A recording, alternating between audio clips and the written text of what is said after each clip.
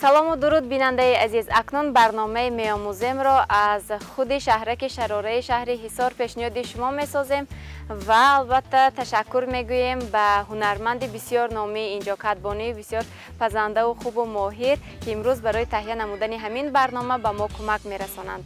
Адолат Бобохонова. Сараввал салому дуруд. Хушомад ба шаҳраки шарораи мо, ба хонаи мо хушомадед. Ман мехоҳам ки чанд намуд нонҳои тоҷикии миллиро пешниҳоди шумо кунам ва ба шумо омӯзонам. Хай хӯрокҳои миллиам ки хоҳем, майли хӯрокҳои миллиам нишон медиҳем. Ташаккур. Бошигурӯам аст. ҳозирашта нонҳои чанд хел нонҳои чапоти, гирдача, кулчаи чӯи, кулчаи семухпара, кулчаи майда, кулчаи калон мепазем. Хеле сокинони инҷо ба мо гуфтанд шумо хеле номӣ ҳастед, маъруф ҳастед дар инҷо бо ҳамон кулчаҳои фатирҳои миллию калони худ, бале? Хай накрд аз одам хача бояд таъриф накунад, бояд халқ таъриф кунад. Мо таърифи шуморо аз забони халқ шунидем. Чанд карата дар ҷамоат, дар маҳалла, дар шаҳраки Ҳисор ҷои якум ишғол кардагем. На ба наздикам рафтем, бо дар бораи номпазии ифтихорномаам бо гирифта омадем.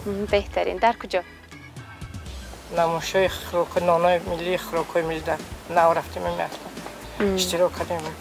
ҳозир 7 келин дорум, 7 келинда омӯхта, ҳама ҳунаромо омӯхтагем.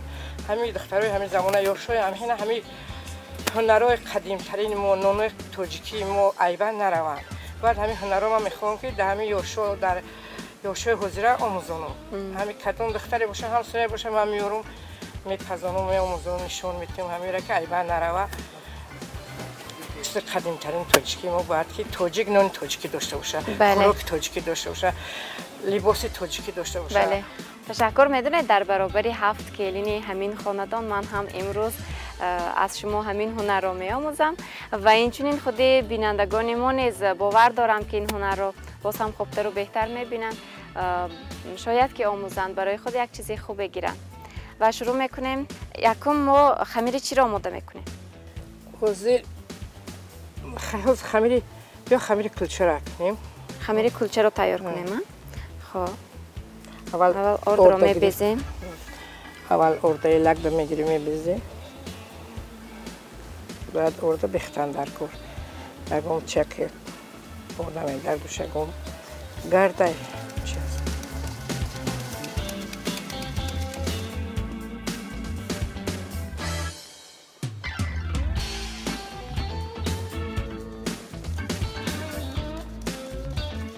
بیشتر از کدام نوع ارد استفاده میکنید؟ همش استفاده ارد نوع یکم استفاده میکنیم، ارد دیمه استفاده میکنیم، گندمی ارد محلی هم استفاده میکنیم. و همین ارد محلی یعنی گندمی رو شما برای چی بیشتر استفاده میکنید؟ در کدام نمودی نان ها؟ در نمودی خیلی خمیر فطیر خمیر میکنیم. بعد فطیر میکنیم، بسیار فطیر کوراک میکنیم، شکر و چقدر با مزه. با شکر و چهار مغزی میکنیم فطیرش. بعد چقدر با مزه. ای اردی محلی گردچه را میکنیم. میشود؟ میشه مولیم. آدم میبتونه میشود. روش نکنیم، نریزونش میشه.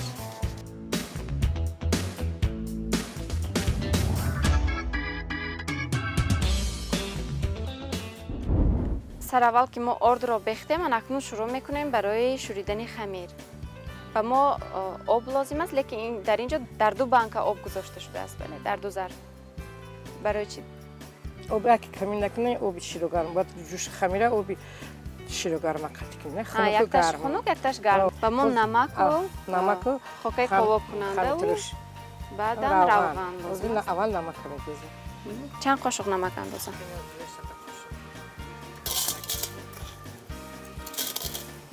کفایه است؟ اما که خیلی آب می‌اندازیم؟ اینی آب می‌دازیم. آب شروع کنم.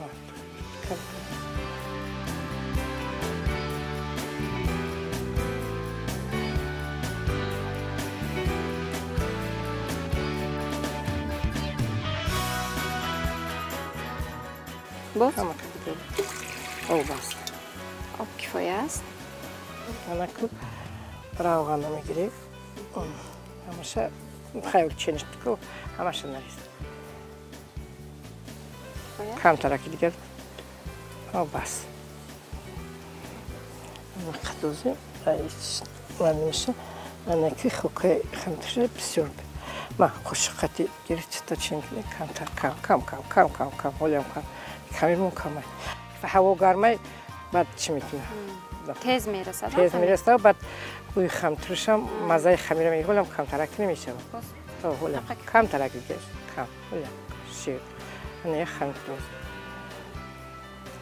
بعد دست دجوی خمیر قطی نمک باید یه جوی آب شوه هم آمیختشون کنید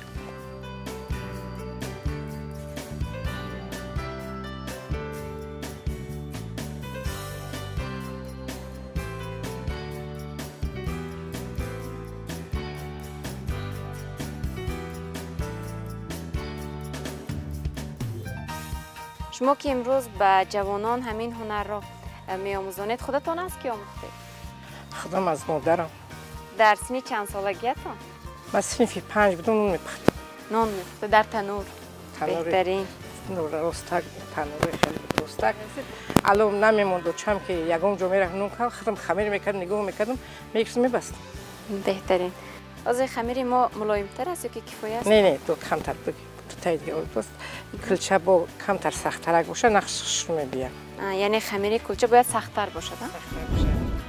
پس از مشت زدن و خمیر هم تیار شد اکنون میپیچونیم به متوی گرم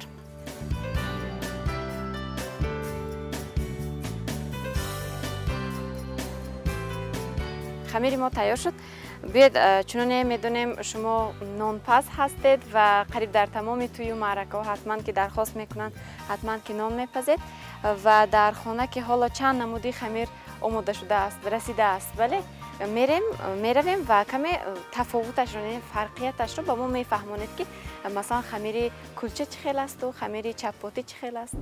تماشاگری عزیز چه خیلی در بیرون گفتیم ما حالا اینجا یک چند نمودی خمیر داریم که فرقیتی بین این خمیرها رو عین حال خلای عدالت به ما میفهمونند و انهان خمیری که در نزد من گذاشته شده است چه خیلی گفتن این خمیر کلچه است یعنی همان کلچه که ما در بیرون شوریده بودیم بله همون گونه تیار کرده می شود این خمیر و این در کرسانی از همه کلان خمیر چپاتی چه ای خمیر هم گرده چه میشه چپاتی هم میکنیم سه رنگ خمیر میکنیم سه رنگ نان پختم میکنه و فرقیتش چی مثلا از دیگر خمیرها و فکرم روغن علاوه نمیشه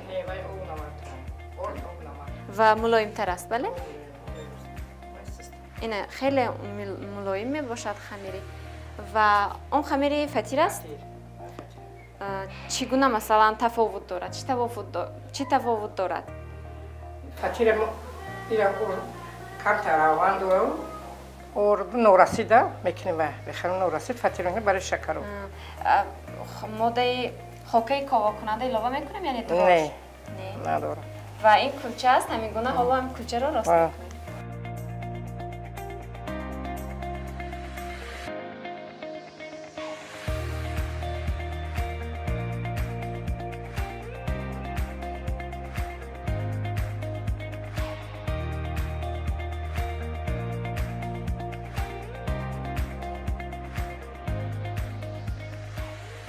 یه بوی خمیری چی میکنیم کلچه میده طرز کلچه میده با همین خمیر اومیخته و میشه کلچه میده نه کلچه میده میکنیم کلچه میده این خمیر چی است کلچه است اینم کلچه باشه خمیر کلچه دیگه خیلی امیر بس میکنیم اصلا این کلچه ها چند نمود دارن همون نمودهایی که شما میدانید و شما میپذید کلچه کلان کلچه میده میگیم میشه کلچه سه مخبره کلچه چویی میگیم ما میده چه از همه خورتر نشه کلچه چویی چوی قطعی یک گاز میگیریم میخوشیم همین کلچه چویی است نه کلچه میده از این هم میده میشه این میده بیا رستش میکنیم شما بیورده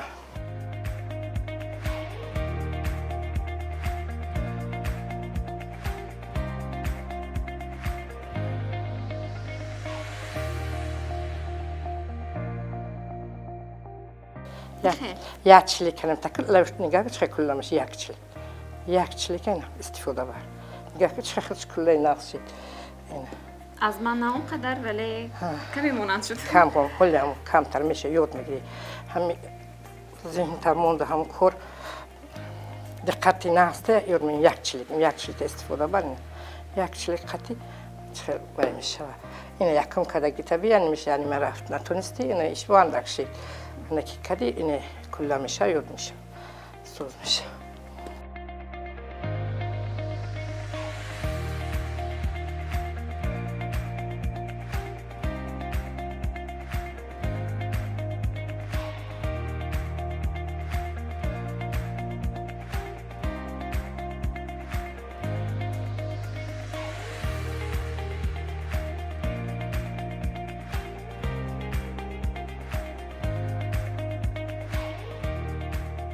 این اکیره زدیم اگر و بفرد یه شخمن میکنه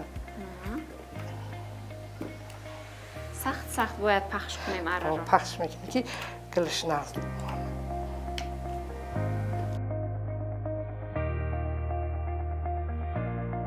یعنی نمپر نمیزنیم و فقط با اره میمونه موبایل شکل نمیکنیم یعنی کوزی کلونی تمایده ولی رونق شکل رو بیره با کلونش میکنه کلون میشه ایره نسخه شخمن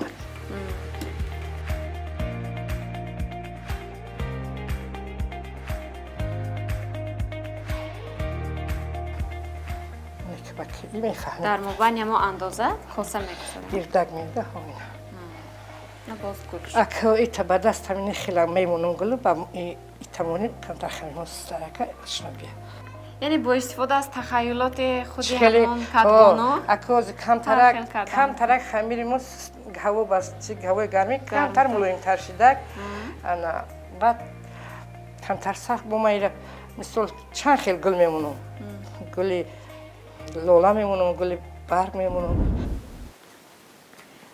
و امروز باور دارم که قریب همه نمودهای نانی که مثلا بعضی از آنها دشوار هست تیار کردنش بعضی از آنها کمی آسان‌تر فهموتر آماده میکنیم و جالبیت برنامه در آن خواهد بود که امروز نانهای غیر عادی را نیز آماده کرده ایستادیم نشان میدیم طرز پختنش رو نانهای خیلی کلان رو کوچه‌های خیلی کلان رو سخته اگه بود دسته با وزن تیله میتونید یعنی از جوبه استفاده نمیکنید فقط تنها در بوده است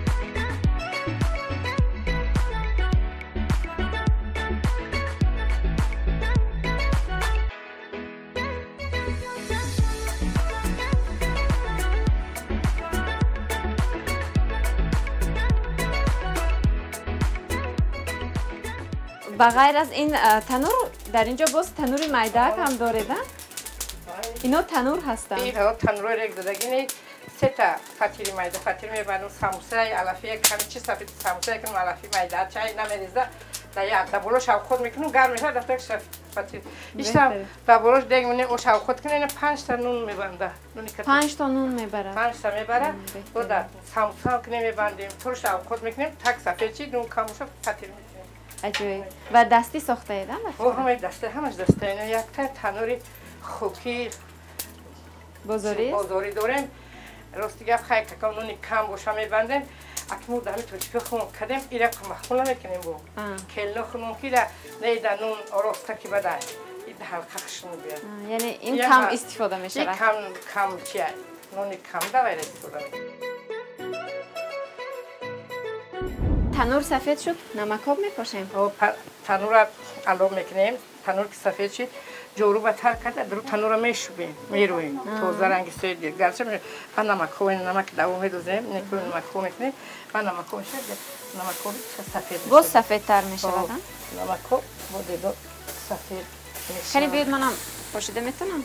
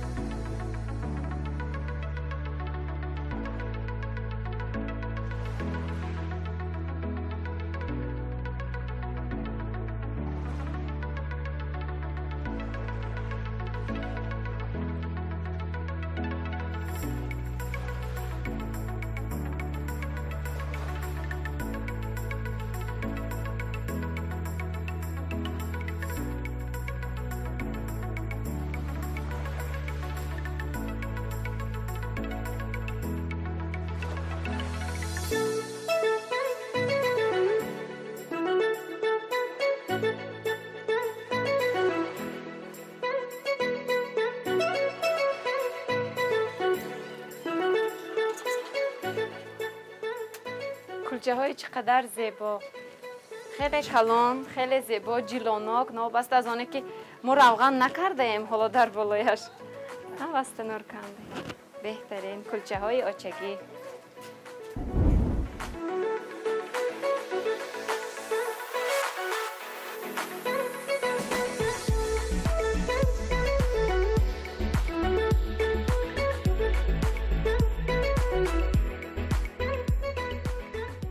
خاله جان، مردم ما میگویند نان هم نان است، نان ریزه هم نان و اینچنین در برابر این ضرب المثل باز یک بیت بسیار دوست داشتنی مردم ما مشهور است، معمول است که میگویند نان بود چون جان آدم، قوت و درمان آدم. زیرا مردم ما نان را، آرد را، خمیر را اصلا عزیز می‌دارند، پاس می‌دارند و اینچنین در حتی دعاهایشان میگویند که هر جایی که روی مثل نان رویت گرم و عزیز باشد. و این را ببینید که محض همین نان است که امروز خانه ما را پرناز و نعمت نشان می‌دهد، نگاه می‌دارد و تشکر که چند نمودی نان را امروز برایمون آموزانیدید. ما این مهنت شما را، زحمت شما را خیلی قدر می‌کنیم. من فخر می‌کنم که منم از دست منم این هنر می‌بیاید و من این هنر را در جوانای حوزه می‌آموزانم. با همه یک کس رحمت همین در من میرسه، یک کس میخوره میبینه دعا میکنه در حق فرزندای من. دائما من 7 کلینه همه هنرهای نامپذیر آموزاندم.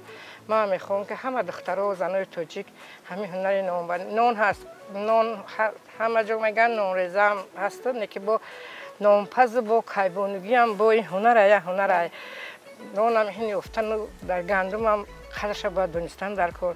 تشکر. و دوستان عزیزم، این بود برنامه میآموزیم درباره نان و نانپزی. اطمینان کامل داریم که این شام برایتان یکم خوشحالی بخشیده توانستیم با این همه برنامه رنگین. سلامت باشید، برایتان دسترخوان پر از ناز و نعمت را تمنا میکنیم. خیر.